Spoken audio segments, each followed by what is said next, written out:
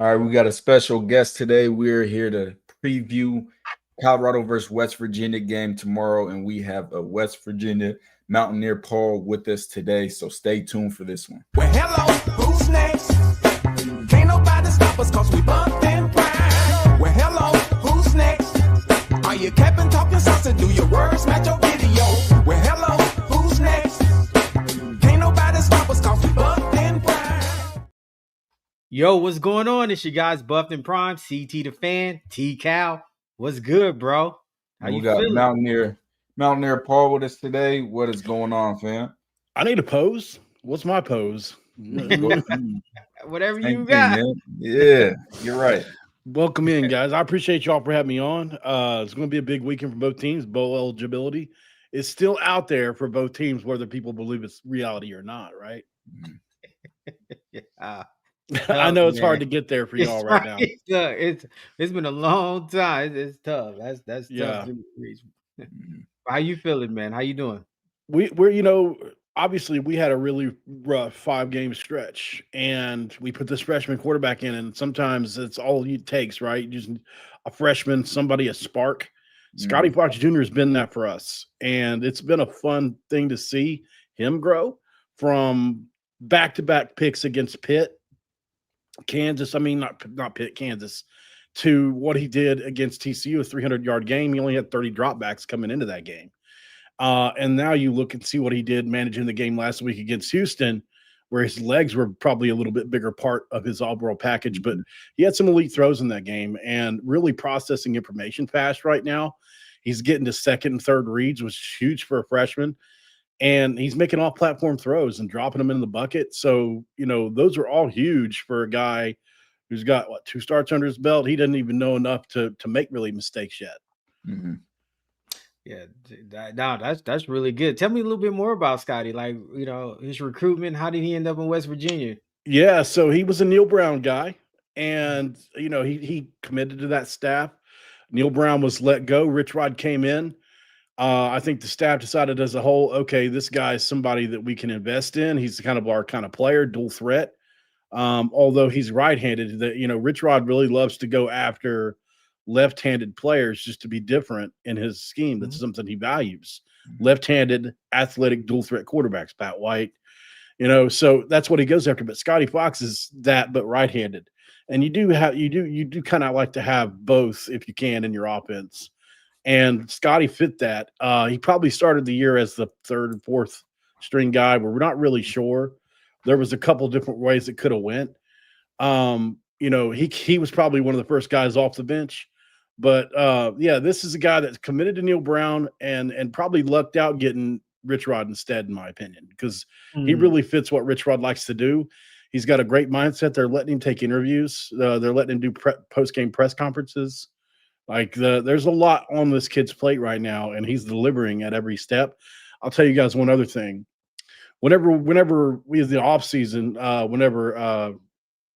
think it was probably around the time Coates Jr. and those guys were coming in, and T. Cal and I were talking about him and other guys that we really liked. And he put me on to a couple guys that I went ahead and promoted on my shows. These guys were telling me, man, they're not talking about Nico Marchiol. They're not talking about Jalen Henderson that coming in from Texas A&M. They're talking about this freshman. And I was like, what?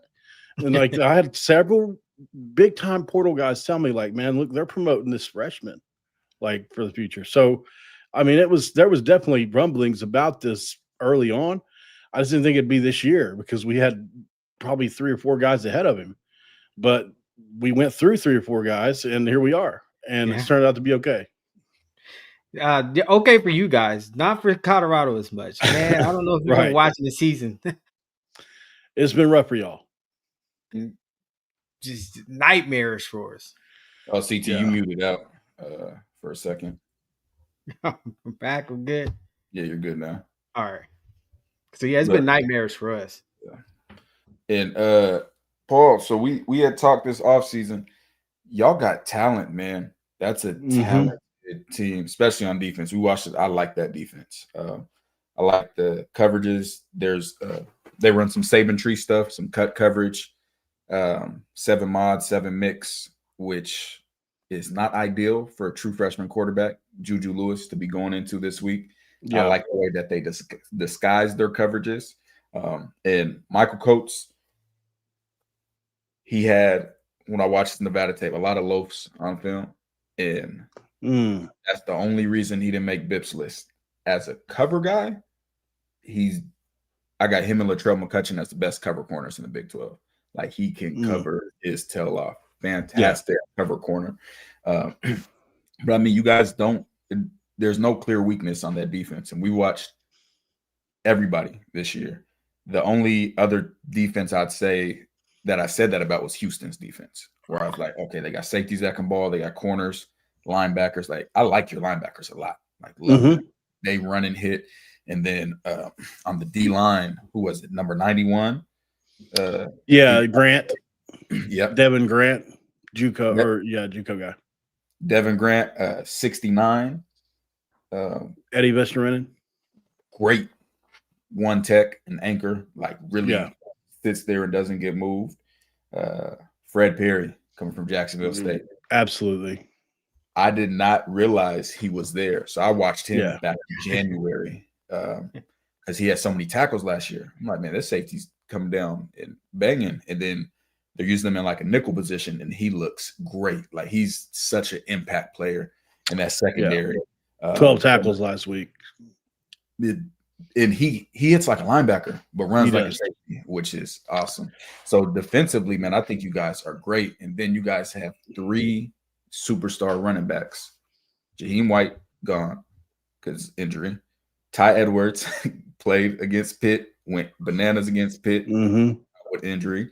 And now I'm seeing they're starting to give Sincere Bowers some touches, which we love Sincere Bowers. I bet on Houston last week. I turned the game on and Sincere's getting carries. I'm like, oh my God, please. No, you guys haven't been giving carries all year. Now you want to start giving them carries? Yeah, Sincere Bowers, man, he's going to be a problem. Because I was really high on West Virginia going into this year because I know the talent. And I always said, I don't know what you guys have at quarterback. And it seems like you guys didn't know that either. Nope. But the team is, as a whole, is a lot better than the record suggests. Yes. You listen, like you said, to your point too, Zach Alley, right? I think he's playing a huge part in this defense right now. They run a lot of different. You hear people say we're multiple. West Virginia really is multiple. Yeah. They run so much stuff. So I think it's taken a while for them to adjust to that, right? And then you add in the 81 new players. You add in, you're down to your 5th string quarterback. You're down to your 5th string, 4th string running back. And I think it's, I've got a graphic that I show on my show. Rich Rod's team last year at Jacksonville State started out 0-3. They won 8 straight down the stretch and won that league, right? So Rich Rodriguez he's a really tough culture to implement because it's really old school. Like he says this all the time. People talk about toughness, but are you really? Are you actually? Don't just talk about it. Are you really doing it every day? And I've heard from so many people, I didn't cover West Virginia during the first go around. So I didn't know he was this crazy. I didn't know that, honestly. I didn't know that he literally lives it 24/7. He's like if you guys ever watch wrestling, he's like Ric Flair. He just doesn't come out of his gimmick. He's always in the gimmick. And so Rich Rodriguez is a guy that I look at he's just one of them nutcases. The reason he's successful is because he's really a nut about football, right? And he wants guys around that love football, not like it. He says that all the time.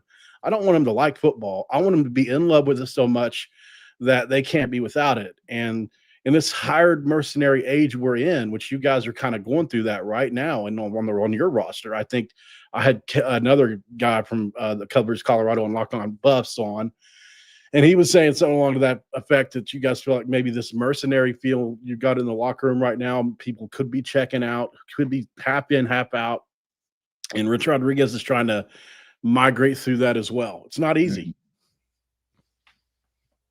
No, it's not. Yeah, it's not easy at all, man. It is, and you see it. I mean, as you can see, Utah, they put up 50. We changed offensive coordinator.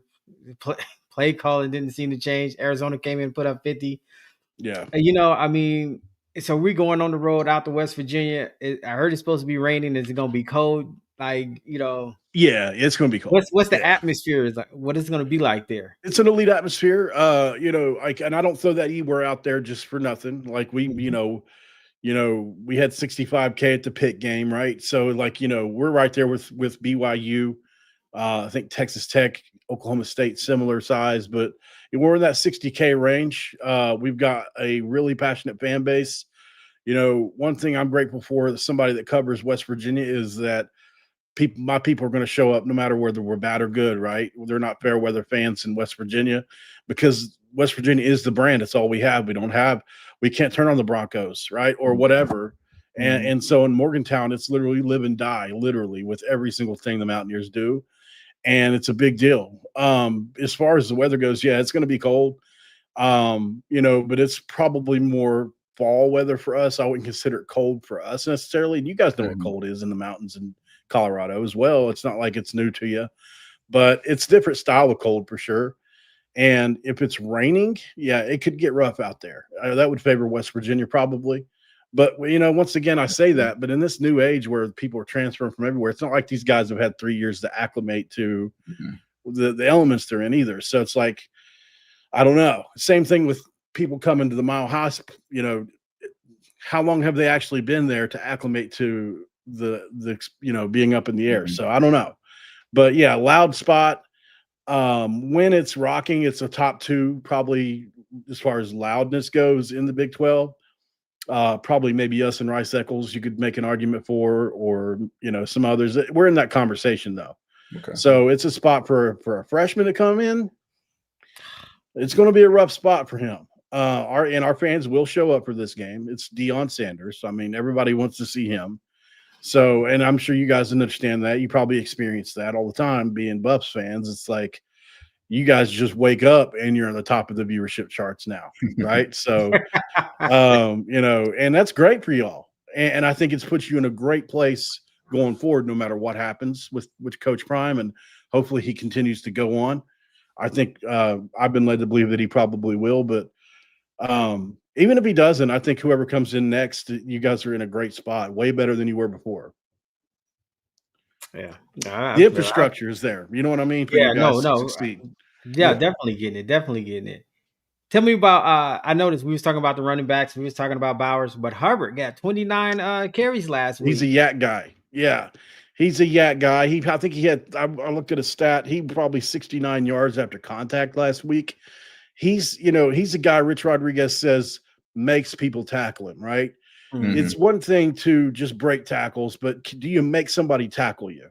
It's like I'm gonna initiate the contact and I'm gonna make you do this. I'm not trying to avoid contact and I might break the tackle. No, I'm seeking it out and I'm gonna make you break this tackle or make you make this tackle. And that's something Rich Rod values, right? And this is another freshman, redshirt, but he's still a freshman that is coming on. And so this is yet another reason why we're starting to get a little excited, because all these younger players are coming along with this mixture of these portal guys that we've had. We're excited. Obviously, we're short at running back, and another guy you didn't say in the beginning, T-Cal, was Jalen Knighton, who we had come over from SMU, who was really going to be a big time player for us, especially if he was all the way back to what he was at Miami. Yeah. Unfortunately, wasn't eligible because of academics. We found out later on, which bothers me because I almost did an NIL deal with that guy personally, right? So, if I get out $300, $400, $500, for an interview or whatever it may be, it varies with different people, and he wasn't eligible. That stuff confuses me, man. Like, how does that work? But not his fault necessarily. I'm just saying. I'm glad I didn't do it. Let me just say that much. You know what I mean? But I really wish he could have been on this team, because I think he would have been a major impact guy just with his speed and the way he plays the game. He's a dual threat guy. He can catch and run. So, but unfortunately, he didn't get that chance. Yeah. All right. Let me ask you this. So if I'd asked you last week going into Houston, what would you expect? What was the outcome? What would have been a great game for you from a West Virginia standpoint? You know what? It's funny you asked that. So I had picked against West Virginia 3 weeks in a row going into that because we were playing awful, right? We got blew out. I mean, we were getting blown out. Utah, Kansas, BYU all blew us out. Then things started to turn a little bit for whatever reason. I think Rich Rod just, coaching. It's like we got a guy in our media that says you're allowed to get better. You don't have to stay the same. And I think that's what's happening here. I picked us to beat Houston last week, and it was because if you look at the deep analytics on Houston, they are not a 7-1 good, in my opinion, coming into last week. They've got some things about them, if you look at the analytics, as far as their quarterback, man, as far as how many turnovers he should have had versus what he had, he should have had like 6 or 7 more turnovers on the year coming into that. He was due, and that happened. And I said it was going to happen coming into that game, and it did. And then their defense, had been really good coming into that game. But I just felt like West Virginia could exploit some things that they had been doing, and they did. But I didn't think we were going to score 45 points. No way. I picked us to win a more lower scoring game because Houston is a 3 yards in a cloud of dust type of team, right? They kind of ball control and they take their shots. And I thought, you know what? We'll probably muddy it up and it'll be a lower scoring game if we're going to win. This is what I thought. And it was totally the opposite of that. So I was right on the prediction, wrong on how it went. So, like, once again, to your earlier point, you figure out a quarterback situation, at least a little bit. We also made our first offensive line change of the season, which is major. We started in TCU. We made a couple changes. We had the same 5 guys out there through the 5-game losing streak through it all. And then all of a sudden, bam, we bring in a kid that we brought in from Austin P, right? Like small school guy, and all of a sudden, boom, he's just wrecking dudes in the run game. And we move a guy that's on the left side that played on the right side all through his high school career. And he told me in the offseason, look, I played right tackle my whole life. I'm more comfortable in the right-handed stance. And I knew that coming into the season, but I didn't really think about it until he switched to right guard. His PFF score went up 10 points.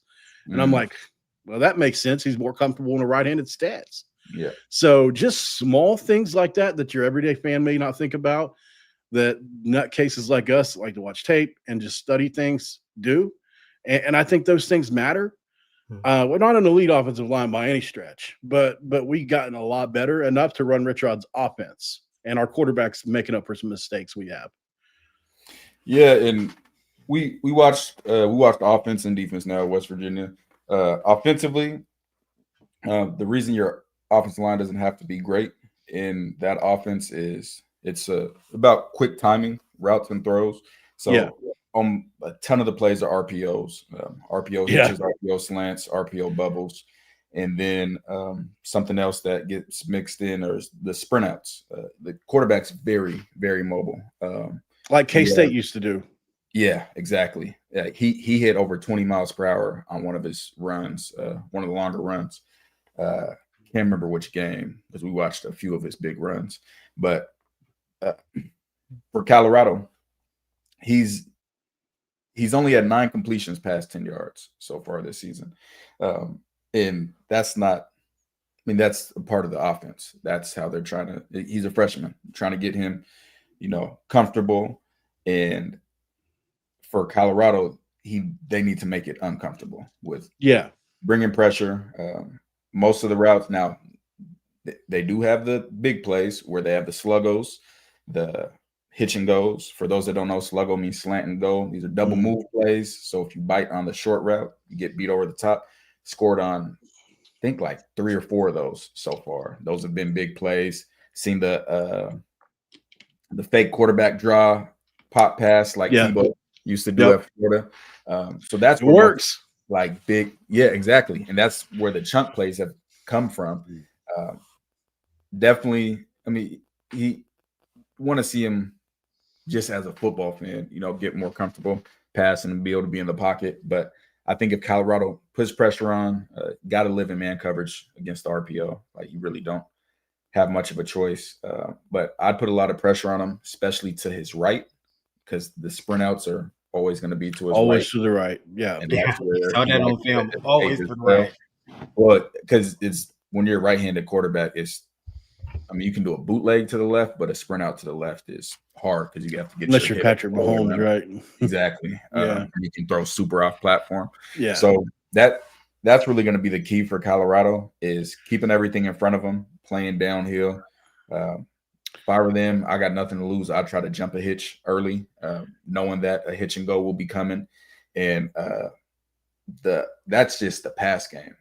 What Colorado's been terrible with, which they're going to be terrible this week because they don't change, is quarterback runs. Not scrambling quarterbacks, but design quarterback runs.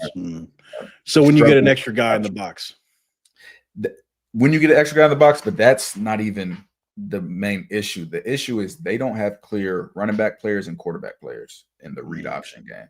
So in the read option, you'll have two guys going with the quarterback when the quarterback fakes it, and then the running back is going front side free, or you'll have both guys trying to run down the running back. So the quarterback pulls it and there's nobody there to pick up the quarterback. But then also you have the quarterback powers. I see guys run speed option, quarterback draw. That was the dagger against Houston. That quarterback draw up the middle and empty on fourth. Like Haynes King bringing out of there. Killed like that's who Scotty reminds me of, actually, that you mentioned, Haynes King. Scotty looks a little bit like like Haynes King, in my opinion. Yeah, he looked like Haynes King on that play. I said, yeah, definitely did. Nightmares. So that's going to be the issue for Colorado. Like if Rich Rod has really watched the film from Colorado all season and the coaches, it would look like Notre Dame in the national championship if I was the offensive coordinator, which was they had Riley Leonard quarterback power the entire first drive, every single play downfield, and they couldn't stop it. That's what West Virginia can literally do with Colorado. Quarterback power. And you guys have a bunch of different pools. Like 11 personnel with one Y-off tight end, but also have the formations where you have two Y-offs, have a sprint counter where it looks like it's going to be a sprint out to the left and the running back comes back and has the pullers going back to the right. There's a lot of concepts that I don't think Colorado will be ready for run-wise. Been struggling with gap concepts, the power in the counters. Now, that's what we do. Exactly. That's what we do. I think they'll be fine for the most part against split zone, but there's only one linebacker, and that's number 42, Jeremiah Brown, who really reads pulls well. But to stop a gap scheme, both linebackers have to be in sync. One boxing the puller, one spilling the puller. And the second guy hasn't been getting there. He's been getting cut off by linemen climbing to the second level. So pass-wise, I think Colorado will be fine. And regardless, I'd make Fox beat me through the air. I would not.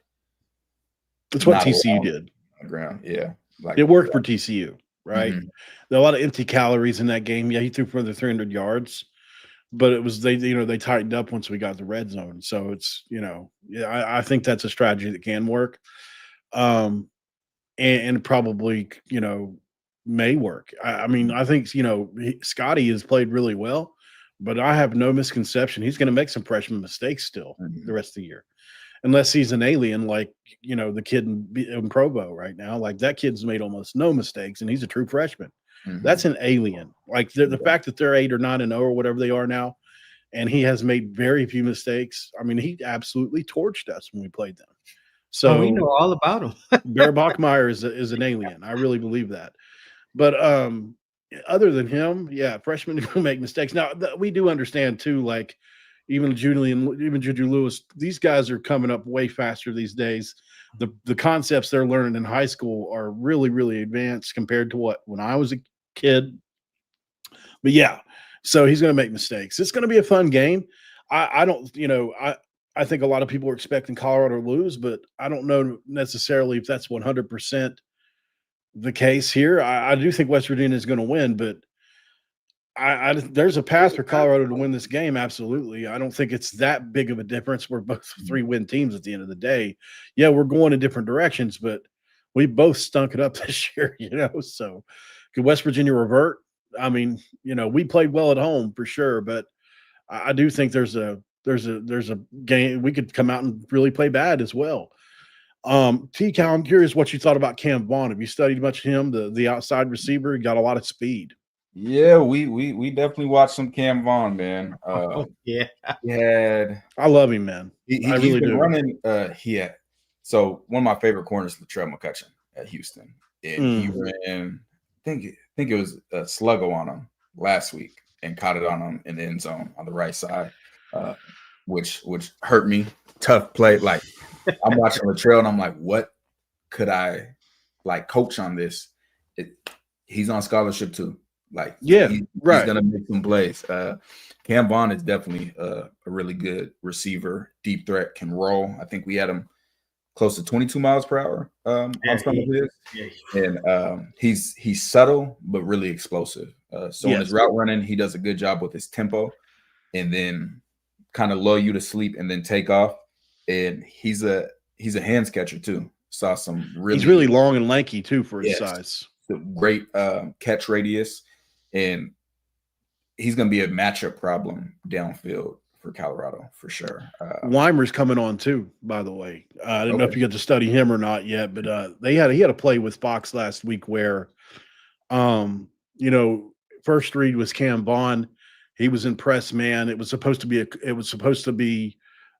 quick throw to Cam Vaughn. He went through the progressions, made it to the third guy, which was Weimer. Pressure was coming, and off platform that thing 55 yards to Weimer. I don't have all of the technical jargon that T-Cow has for it, but you don't need to. I wish I did, because I love how it sounds, but I'm not going to pretend to be somebody I'm not either. I didn't play college football like he did. But I still do it as a hobby. Like I tell everybody, I'm a hobbyist. I love studying tape, but I can't. Some of the jargon, I'm not going to pretend to know either, like some people do. Hey, be careful, you might get a quiz. You don't quiz me. Like, what coverage is this? Yeah, I think they were doing a thing where I sent you all the clip, but I don't know if it would copyright you. Is it this one right here? Looking this in real time. That's the second read, isn't it? Yeah. So Houston right here, they're in cover one. I love this. Let's see what we got. So this is who Latrell McCutcheon is. Right on top. Like he had him locked up right here. Yeah, and we were watching this yesterday. This is who, like, he uses his length so well, his feet so well. This is a hitch and go, I believe. Yeah, it was a hitch and go. So it's a great throw. Cover one right here. Looks like he's running a poster over. Since it's cover one, you got safety in the middle of the field. So as a quarterback, this is instantly X'd out because the middle of the field's closed. So he's not even looking at this to see it come open. So you see this is dead over here. You know the post is dead because you got a middle of the field safety. So now you got one-on-one, hitch and go, double move, which you expect to beat man coverage, and you know the safety's not in position to get to it. So sees Latrell over there. Okay, that's gone. Now work over here. Got him. That's a good ball. Throwing it all platform with the pressure and everything. I'd give it the throw, like his perfect throw. I give that an A for a few reasons. Mainly, so this isn't the toughest read because anytime you have a double move and you know it's man, that's where you really want to go. Your out is exactly. So okay. Once he went off there, he's like, okay, I got man. I'm gonna put this up because the double move, if the receiver doesn't win, then that receiver's trash. Basically, like you have to win on a double move and man. So what I like is has pressure coming up the middle and is able to stand in there and deliver a dot. That's the composure that I really like because if he doesn't stand in here and if he's throwing this off his back foot, but if he's fading back even more, all that does is cause more inaccuracy. And then this goes from, hey, you could have had a wide open, huge play. Flipped his hips, he made the throw, right? I mean, it's a great throw. I think it's a small piece of what he can be, right? I mean, he's clearly has the arm ability to make any throw. And that's what gets us excited. And Rich Rod said that last week. He's a good to potentially very good runner if he continues to develop. But he's an elite passer. He has the potential to be an elite passer. And you just kind of build your offense around because Rich Rod's never had a team throw more than 30 passes back-to-back weeks. And we thought against Houston, maybe that might happen because against TCU it did. Yeah. And based on how Houston's defense have been all year, and we torched them on the ground. I was shocked. I don't think anybody had that happening. Nah, definitely not. And I think part of it was what I think really caused Houston to lose. It was the pick six. That changed. That's another guy that we talked about in the offseason, by the way. Yep. Jordy. Yep. That throwing that there when I think they were down Jordan 3 Walker. They might have been down 3 at the time. So you're had a good drive. Looked like you were potentially going to score. Then you throw the pick six. And that was like it. So then Houston's defense can't play. A defense plays best with a conservative offense when we don't have to be on the field as long. We know they're going to get limited opportunities. And then you got this game where it's like, hey, they're getting a ton of opportunities. Now it's not, hey, we just got to stop them. It's we got to try to get the ball back. So now you're getting more aggressive. You're doing more things. And I think that's when it really got away from them. Then the punt where it hit the blocker because Houston. Oh yeah, that was a big play. That was over with after that because Houston had just got to stop. I think it was like 6-7 minutes left in the game. Down 10, could have had a chance to go score. Then you get one more stop. Then you can go potentially tie or take the game. And to have that happen, it was just over with. So yeah, I'm really interested to see how this is going to play. I want to see Scotty Fox more intermediate throws because it's easy. Like if you got a strong arm, you're going to be able to get the ball downfield. So I'm seeing Legos, these hitch and go plays. But what about the more intermediate, which he hasn't been throwing more, which is the 10 to 20 yard range, not seeing deep digs or posts. And I don't think I've seen him throw a corner route yet, but I could be mistaken. But yeah, I want to see how that works out. But I think, honestly, I don't think this game's going to be close. Really?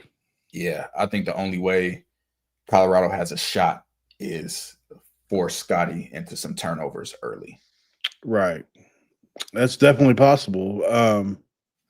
Yeah, I mean, I like West Virginia too. Like we talked about it. I think there's, West Virginia has everything going right now. They've got the momentum. Obviously, I think they've got the belief factor. Everybody's still bought in, which is a big deal this late in the year. And unfortunately, it seems like what I was told yesterday as well, like you guys are kind of have some guys maybe on the fence or maybe learn the business for themselves. That's never good, right? So hopefully West Virginia can keep it rolling, and one of us will get to a bowl game anyway, hopefully. Yeah, because if West Virginia is going to pull it off, it's going to be tough. Arizona State's they're not as good as they were last year, but they're going to be a tough out next week. And then Texas Tech, the last game of the year, is like it's very very hard to win that game, no matter what happens. Yeah, the next 2 games, Texas Tech is going to be tough, right? So, but you go into that game with the potential to be bowl eligible. I think anything can happen. Yeah, definitely. It's just the strength of that offense is quarterback runs and running the ball. And that is a weakness to Colorado's defense. That is the kryptonite to Colorado defense. If there is a kryptonite, that running quarterback, like I said, he was out there. If there's a kryptonite, there's many kryptonites.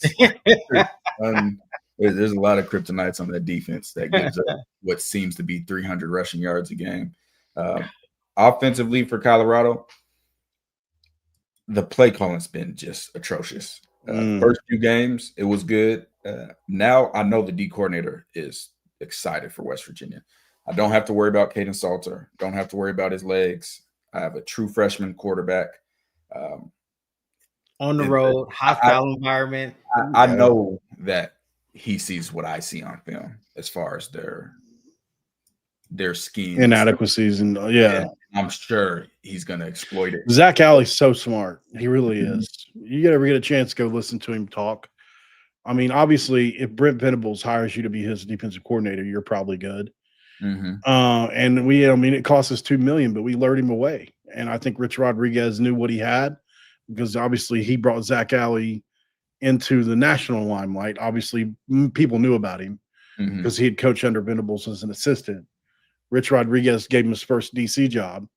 and they had great success at Jack State before he left and went to Oklahoma. And then obviously they were really good on defense last year, even though they only won 6 games. They jumped up like 20 spots in every category from the year before. And he blitzes over 50% of the time, T-Cow. Right. So like it's a very aggressive scheme.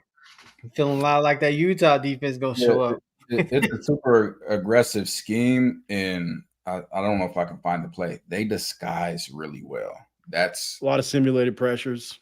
And they ran they got to cover 2 out of this one high look where maybe Tom Brady's probably the only one that would have been like, okay, this could get to cover 2 before the play. Like you see guys try to disguise, and I can see when they're disguising. I'm looking at the safeties. I know you're going back. This I had no clue, and they play it so well by how they do it. Is this one of them? This isn't it. Is this? No. Yeah, I want to see which one you're talking about. There's a few. This one's pretty close to it. It's not the exact one, but this is a good representation of it. Right here, pre-snap, got a safety here, safety here. So normally cover 2, just for all those watching. Got 2 high safeties. Both of my corners would be in the flats, and I have hook, hook, hook. That's cover 2. Now, if we run Tampa 2, all that does is moves this hook deeper back because that's the weakness in cover 2. Right. So right now, this looks like a one high look. Then we're going to get him go to the deep half. Michael Coates go to the deep half as a corner. 8 is going to come over here to this hook. Then we have a flat player. He might play he should move out here. And then hook, hook. So super disguised. When you get to this picture, it's just regular cover 2. Right. But how they get to it is the issue. And it ends up being which confused the hell out of him right there, too, you can see. Yeah, absolutely. Parker Navarro is a veteran quarterback, too. Like, that is elite disguise from a defense. And I know Juju Lewis hasn't seen anything like that.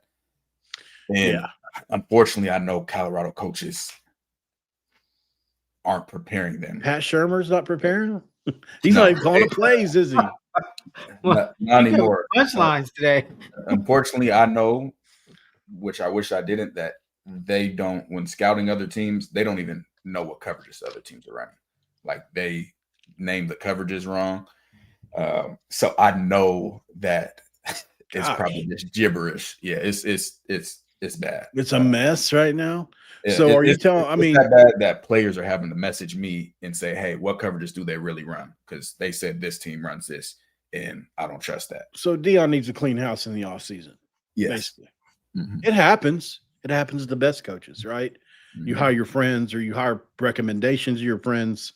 I mean, because imagine getting a job like Colorado, and you've got to hire 100 staff members. I mean, I don't know how many it goes. It goes past 100 when you consider support staff and everything else, but it's an immense job, and you have to rely on other people's opinions. You can't vet every single person, so you're gonna miss on people, and sometimes that just happens to be your OC, your DC. I know he had personal relationships probably with some of the guys like Shermer and stuff, but I'm going be surprised. I thought that was going to work better, but it hasn't. Yeah, it's worked terrible. It's worked terrible. College is different than the pro game. I mean, I think we found that out multiple times. Very much so. So what would you say the biggest reason for the 3-6 record's been for West Virginia? Attrition, 100% attrition, and it's just a new regime, right? I mean, that's just 81 new players, and we're talking about how many starters did we bring back? We replaced our top 8 offensive linemen. You brought back a quarterback that had started a couple games in his career, and he only played a couple games. A brand new receiving core, brand new coaching staff, right? And then you get to the defensive side of the ball. The D line was the only thing that came back. Everything else is brand new. So you've got a brand new secondary. You got brand new linebackers. You mentioned 69 ADV. You mentioned a couple other guys. I think Devin Grant, he wasn't here last year, but there's 3 or 4 guys that were here last year on the D line. Outside of that, that's it. Everybody else is gone. I know everybody's dealing with that, but when you add in the fact that we lost our first string, second string, third string, fourth string quarterback, and then our first string, second string, third string, and that includes, like I said, the kid from SMU didn't even play. Yeah. Right, Jalen Knight. And so, we were expecting him to be there as a buffer as well. He didn't come in. So now you're down, that's first string, second string, third string, fourth string running back. And this is like literally that's what Rich Rod does, is a running team, right? So you've got your top 8 offensive linemen. You're down to your fourth and fifth string running back, sometimes fifth and sixth one game. What do you expect him to do when with that situation? I think he's done okay in spite of that. I think I've gotten a lot of people that said I've been too positive on the team this year, actually. And I just think that I felt like for a long time when we were during that losing streak, the horses are in the stable. The horses you got are in the stable at a certain point. And you are what you are. I didn't expect us to improve as much as we have. And that's my own naivete, right? Rich Rodriguez is a really good coach. I think he's proven it everywhere he's been. The Michigan job notwithstanding, but he only got 2.5 years there. It really wasn't fair. And I think he's proven to be that. So, and he's back home where he got us to the national championship game that far away from it. So I think the ingredients are there. There's a financial investment, but overall, I think it's been the attrition, the 81 new players, and just the amount of injuries and where they are. Running back and quarterback are tough when your entire offense is predicated around the run game and a quarterback running back scenario. Yeah. That was my biggest concern for West Virginia going into the year was quarterback. I was like, man, they got the running backs. I was still high on them. I was like, they still got the running backs. And then Ty Edwards, Jaheim White, like that. Those are. You love both of those guys. I can show the DMs right now. You love both of those guys coming into the year. And Darren Lewis. Yeah, I was just about to say he was balling out early. Yeah, absolutely. But it starts to wear on you as the season goes on when you don't have those. And I feel like West Virginia kind of in a similar path as Colorado right now. The record doesn't show where the team could be. Yeah. Like you guys lost that Ohio game. Definitely shouldn't have lost that Ohio game. And I know that hurt. Was that week 2? It was week 2. And you're talking about an Ohio team that had won 10 games or more 3 years in a row, and the Parker Navarro was the quarterback for 2 of those. He's a really, really tough quarterback to play in the MAC. He probably could have went P4. And they had everybody back for the most part. And they've got an elite slot guy. I'm telling you what, man, he's a really tough guy to guard. But yeah, so that was a tough loss. It was on the road too, which was a really weird environment for us. And if you've never been there, it's like 18, 19,000 people. It's almost like an HBCU stadium. It's really small. So, it was a really, really good environment for Ohio to play in. Wasn't too much pressure. I think we came in, like I said, there was a lot of newness and they just caught us just right. If we played them now, I think we would beat them by 10, 15 points. But yeah, that was a rough loss for us. Unfortunately, it kind of looks like you guys are hitting your stride. Yeah, we're hitting our stride. Yeah. In Colorado, hit their stride pretty much week 1, Georgia Tech. That was probably the best played game. That was a great game. And that's one that scared me about y'all. Right? I looked at that and I said, oh, shoot, they played Georgia Tech tough. Oh, shoot, they played BYU way tougher than we did. Yeah. So I'm like, wow. That's why it was a shock when the starting quarterback got benched or Iowa State the very next game after losing by a touchdown to who last week was number 18 in the country. Just wild swings. Yeah, and that's what the season. I said it was lost week 2 against Delaware when they played 3 quarterbacks and kept rotating every 2 series. Because those are the game. If you feel like you're superior to a team, which it was really, it was almost should have been 7-10 before half.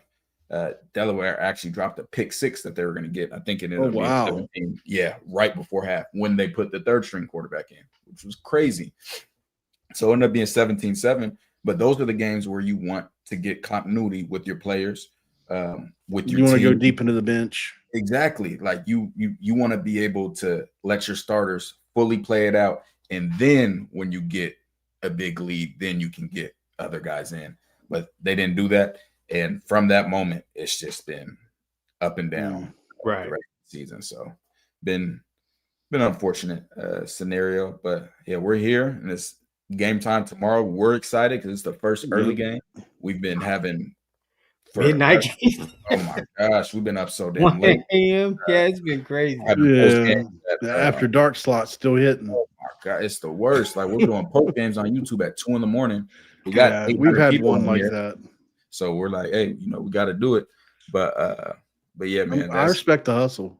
Yeah, got to. I grind. I do a lot of content, so got to. Yeah, and make sure y'all check them. Let me take this down. Make sure y'all check them out. Lockdown West Virginia. Yep. Can follow him at Paul Mountaineer. He covers everything West Virginia. And a lot of our fans, we like football, man. It's not just Colorado. Like we like good football. That's why when I'm watching film of other teams, I'm coaching the other team because I just you love football. Yeah, that's just how I am. So I'm excited. I'm excited to see this. Want to see what Michael Coates does. Hope that he's playing with more sense of urgency this year than he was last year. But he can cover, man. Oh yeah. Cover. He had a huge play. Was that last week where he had the tip that ended up getting intercepted? Or is that TCU? TCU, yeah. I think it was TCU. They tried him on a go ball. Yeah, they tried him on a go ball. Yeah. Oh yeah, and to the right. Yep. Gotcha. You'll like this, by the way. I remember you used the term lopes, which tells me you're an old school guy too, right? Mm-hmm. Do you know what Rich Rod has the players chant before every game? No. If you loaf, you're a traitor. That's what he has them say. And it's funny because if you loaf, you're a traitor. That's crazy word. That's real talk, though. That's real talk. And it's funny because we had on the defensive tackle for Navy, Landon Robinson, who's an absolute menace. Yeah. And he said that's what they say at the Naval Academy. He said loafing. He said that's equivalent to being a traitor. And we had got, got a lot of heat last year for saying one of Colorado's prize recruits was a loafer. And people are like, oh, that doesn't matter. Everybody loafs. That's just a part of it. No, that matters, man. Yeah. We absolutely matters. We had Colorado had a defensive tackle all the way in the end zone in the Kansas game. Outrunning the secondary. It matters. In Colorado, you'll see it, especially if you watch the old 22. A lot of guys loafing, including you see that on our side at all very much? No. Because that's coached into them not to do it, right? It's a lot of hats to the football. It's a lot of hats to the football, and that's what you want to see. But yeah, it's the standard. You got to have that standard. And me as a coach, if you loaf, that's why I don't even put guys on BIPS list if they loaf. Like I'm just, it's not worth my time. Like it's a certain type of player, that I'm interested in. I wouldn't play a guy. I don't care how talented you are. It's a slap in the face to your teammates. Like your teammates are giving their all, but you don't feel like you have to give your all. I don't rock with that, man, at all. Absolutely, man. Bad vibe, bad. Oh yeah, that was a time at Michigan. Oh man, Denard. Yeah, he's the second best runner Rich Rod ever had. The second best. Pat White. Nobody's going to top Pat White, right? Pat White is different, man. Yeah. So me growing up, I was a quarterback, so I watched the black quarterbacks. And of course. As a kid, Steve Slayton. Oh yeah, he's actually sweating the Hall of Fame this past week. Really, Pat White. Like I love Sports Illustrated cover. That's dope, man. Pat White was so tough. I was playing with him on the video games, like West Virginia. I used to use them all. West Virginia and Virginia Tech. Those were my two teams because Virginia Tech always had a black quarterback. Yeah, and then or Marcus Vick. Yeah. Yep. Michael and Marcus. Then Tyrod Taylor right after. Tyrod Taylor. Yeah. Just list. And then West Virginia. Man, I used to love me some West Virginia. That Pat White team. Man, Pat White was just slinging it. Just absolutely slinging it. He was way before his time. Yeah. He would still be on staff. And it sucks, man, because he should be dominating in the NFL in today's day and age where they really know He would how have, to, yeah. because that was the spread offense wasn't really a No. thing at that time, wasn't as big as it is now. But yeah, Pat White, man. If y'all don't know who Pat White is, make sure y'all look him up today. Just Pat go White. look him up. Yeah. Pat, It's crazy we have to say that, isn't it? Yeah, But it is. I mean, it's been that long ago now, you know. That 07 team, 08, you know, that lost to Pitt 13-9. We should have went to the Natty. We'll never get over it. You know, we beat that Sam Bradford team to death in the Fiesta Bowl by 21 points. They were 12-1. We stomped them. I think we would have won the national championship that year, man. It's just, and then obviously Rich Rod goes to Michigan after that. It was a horrible time. It's hard to believe that he's back and come full circle. It really is. I have to pinch myself sometimes. Really? I really do. Yeah, because it's just, you never thought this was going to happen. But the right elements were in play. Neil Brown is here. He was here for 6 years, man. And it was literally just mediocre football. It took us back a long ways. Because if you think about the West Virginia brand before Neil Brown, it was really good, right? Mm-hmm. CT, what else you got for him? Yeah, I was just saying. So let me ask you, give me a player that's going to stand out on the offensive side, and give me a player that's going to stand out on the defensive side. If I say, you guys win, yeah. Okay. I'll tell you what. Dior Hubbard, although we mentioned him briefly, is a running back. He's going to get a lot of touches in this game, and he's really coming into his own. He's not an elite speed guy. He's probably a 4.6 guy, but you know, maybe a little quicker than that. But I mean, he is, man, in a phone booth is tough to touch, right? He can really make guys miss. And then yards after contact is where his game is growing towards. Like I said earlier, he makes people tackle him. He's going to be a guy to watch in this game along with Sincere Bowers. I think Sincere Bowers is an elite speed guy. Mm-hmm. And if he gets a crease, he's gone. He's just now learning the offense to where he can get touches more. It's just been it's been a little bit slower transition for him. Physically, he's got it though. And then on defense, you know, we brought up a lot of different guys in the secondary. I'll go with, you know what, just because Jamori Robinson, he has been not good all year. And man, let him keep that same energy. If he ain't been good all year, let him. He was good. He was the defensive player of the year in the American Conference last year, and had a 3rd round NFL grade on him, and he had to sit out the first 3 games, and then he came in out of shape, according to my sources and people I've talked to, and even Zach Alley mentioned it in the press conference. We need him to get in better shape. Mm-hmm. He finally came on, I think a week ago or 2 weeks ago against TCU, and he's 6'5", he's 260, and he's a guy that he can do speed rush, he can speed to power. If he's 100%, he's a nightmare to deal with. I don't know where he's at yet, but if he's all the way back, I'm just giving you somebody that if he's back, watch out for him. Oh, okay. So, hey, I need him to stay gone. He don't need to come back. He could just stay gone. Real. So, you know, CU, we down Tawfiq Byard. I want him and Jeremiah Brown. You talking the safety, right? Yeah. Right now, safety. He gets MVPs. We're down from the first. He's out for the first half. You're like, probably our best tackler on the team. He's like your Fred Perry.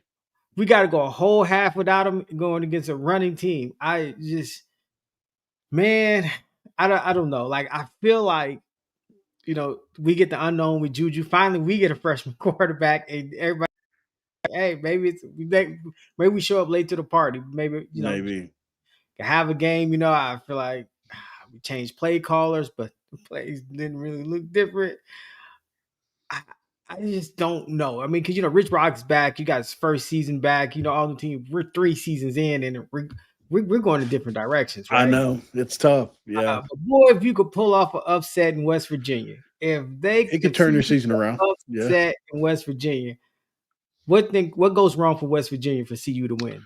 Well, the freshman quarterback makes mistakes. I think you guys, you guys get paid too. Players and coaches, even though T-Cal said they can't always name the coverages. I think that at the end of the day, you have to think those coaches can maybe put something together that's going to make this freshman hesitate or pause. Mhm. You're not going to have a road environment to do anything with the freshmen, so you're going to have to rely on mixing up coverages, maybe disguising simulated pressures. And Scotty's going to have to turn it over, or somebody's going to have to turn it over for you guys. I know that's a cliche you hear in every week, right? But turnovers are football. That's just part of football. And some weeks they're more likely to happen than others based on what the analytics say. If you look at the analytics this week, Scotty Fox has trended towards a couple interceptions. He should have had a couple already, right? He just got lucky and they didn't happen. So, I think there is a world where that could happen, even though you guys are banked up at DB. And you guys have been good against the run, like he said, in the split zone area, different places like up the middle, right? You guys are good at the middle of the defense. It's on the edges where you struggle. So can you set the edge against West Virginia? I think that's going to be something. And then time of possession. I think you guys, if you can just run clock, keep the ball away from West Virginia right now, because our offense is really, really starting to groove. We put up 45 on Houston last week. That's incredible. I would have never thought we would do that. And I always say this: styles make fights in football, in boxing, and everything. Yes. So what is this matchup overall really looking like? Because we'll know when that game happens. We don't know really yet. There are some pieces we think might match up better for one or the other. But sometimes, man, you can go lay 45 on Houston, and then Colorado's just a worse matchup for us, right? And some bad matchup. It just happens. Like, to make it simple, my left tackle didn't have a tough week last week because the guy on the edge is more of a power guy. He didn't have to worry about the speed.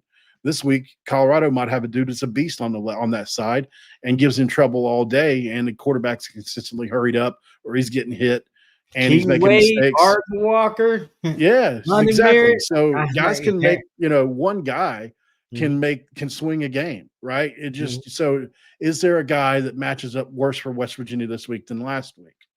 We'll see. I think West Virginia overall should be favored than they are, with 6.5 points the last I looked. But I wouldn't be surprised if Colorado was in this game late into the game. I don't see why I understand why, because of the way teams are trending, but this is the Big 12. Nothing goes according to plan. It just don't. Yeah, no, I agree with you on that. And I think CU's in the game.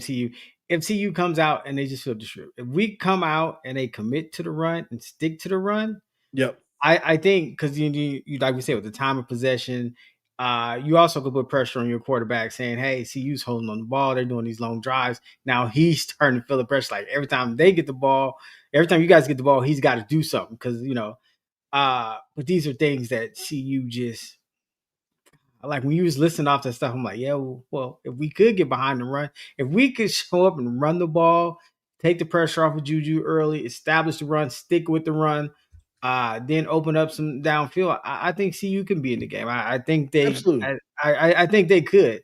You're gonna need your freshmen to play well, though. Your freshmen's got to play well. Hey, not even. We need the coordinators to show up. Like, if they that's pretty bad, but okay. Lateral left, lateral right, long day. That's what I'm gonna tell you. It's gonna be a long day, because we just need the coordinator to show up. The defensive coordinators, right? Yeah. We know you guys got 2 freshman quarterback. If we didn't watch what you guys did, what Houston did for you against your quarterback, we need to go watch what TCU did to quarterback. They made him throw 30 times, right? They gonna say, hey, you're gonna have to beat us with the arm. You know what I'm saying? Hey, if you beat us with your arm, oh well, good, okay, fine. But we're not gonna let you beat us with the run. And like I said, he looked like Haynes King, and I thought I had a nightmare, because if you go back and watch CU game against Georgia Tech, Haynes King took that inside. Haynes King's a great player. God, I said, this dude looks like Haynes King out there. And we just been, man, these freshman quarterbacks has been giving us time this year. So a lot of that too is the unknown, right? There's not a whole lot of tape out on them. So it's like you don't really know all their tendencies yet. So no, I agree, man. It's just, like I said, if the coordinators put the pieces in the right to win, then I think CU. I think we have us a game. I think it's probably going to honestly be. I don't see a high scoring game. I think it's going to be ugly. I think it's going to be I said 31-17 West Virginia, something like that. Yeah, I think, and I worry about the run game, not necessarily the grind. I'm worried about the runs, explosive runs. Like Like you Right. said, you give Bowers a crease and he gone. He's Like, gone, you know what yeah. I'm saying? I'm like 50-yard runs are the quarterback. I just know. I told DK, I said, this quarterback's about to have double-digit rushing attempts in CU. Yeah, based on what's happened to y'all already, Rich Rodriguez is a great offensive mind. He might sound all shucks and podunk whenever you hear him on the microphone, but he's an elite offensive mind. He literally invented the read option. I mean, imagine he said it was by accident. Even Urban Meyer credits him for it, and Dan Mullen, like all these guys that run it well, credit Rich Rodriguez with this. So I have a show kicking off in 5 minutes. Oh, man, is there any way we can tie loose ends here? Yeah, we can Sorry get about on that. out of here, man. I just caught wind of the time. I didn't realize we've been talking for an hour. When Wow. you start talking ball, it gets like Yeah. that. You start talking ball, it gets like that. Yeah. Yeah, I just want to say, like Jonathan says in the chat, though, if CU goes a bunch of 3 and outs, you keep giving the ball back to West Virginia, and West Virginia's just gonna run it. Yeah, I don't think CU shows up. Accumulation of plays, that's going to matter too. Right. Yeah. You guys are 85 plays in. It's a wrap for sure. Yeah, and it might get ugly. We'll see, man. We'll see. Juju might surprise us and go bananas, throw for 450. But I think the defense and the disguises, I think that's going to be a huge issue. And I feel zero confidence in Colorado to prepare him for the coverages, for cut coverage, for trap corners, because that's something they haven't seen. And he's probably never seen in his life. Right. So, yeah. I appreciate y'all for inviting me on, man. It's really great to talk to you guys. And appreciate you, man. Appreciate you coming on, man. Definitely. Yep. Yeah, absolutely, man. We got to chop it up some more. I'm sure we'll be talking a lot this upcoming portal. We will. We love to watch the how the portal and everything goes. So we'll be watching. Yeah, it's gonna be interesting, isn't it? One portal now too. It's gonna be wild. So absolutely. So yeah, man. Appreciate you. And we'll chop it up and see how this game goes. And yeah, we'll go from there. Anything else you got for him, CT? Nah, man. Like I said, appreciate you popping on, Paul, man. Yep. Appreciate you. Thanks, guys. And make sure y'all go. Make sure y'all go follow him. Paul Mountaineer. Is that Twitter? Yeah, at Paul Mountaineer. Yep. Yeah, at Paul Mountaineer and Locked On West Virginia. I appreciate you, big dog. Yes, sir. Appreciate y'all. All right. So tomorrow, early game. Finally. 11 a.m. our time, 9 a.m. West Coast. Yeah, it's that anything he said makes you feel any different? No. Towards this game? I feel the same. I feel like it could get ugly. Colorado's key to winning is early turnovers. Got to get early turnovers. Got to get Scotty Fox out of a rhythm and force him to make mistakes. Got to have a good game plan on defense. And offense, I don't know what the hell you do on offense. Throw it to Sincere. That'd be nice. Right? Field. Hope for something great. But yeah, that's what we got. CT, any final words? Okay, to evolve. Who's next? Who's next? Who's next? Do your words match your video? Yeah, this for my boy TKL. CT the fan. Yeah, we on that buff train, man. Yeah, the boys, they put it down. I watch them every day. Hey, they gonna put you on a belt, or they gonna put you down there where you belong. They ain't gonna care for you. Nah, they ain't gonna care for you. Yeah, they gonna love on you. They gonna tell you what to do to get yourself better. It's on you, baby. Yeah, them my boys. But that prime, y'all keep doing y'all thing, baby.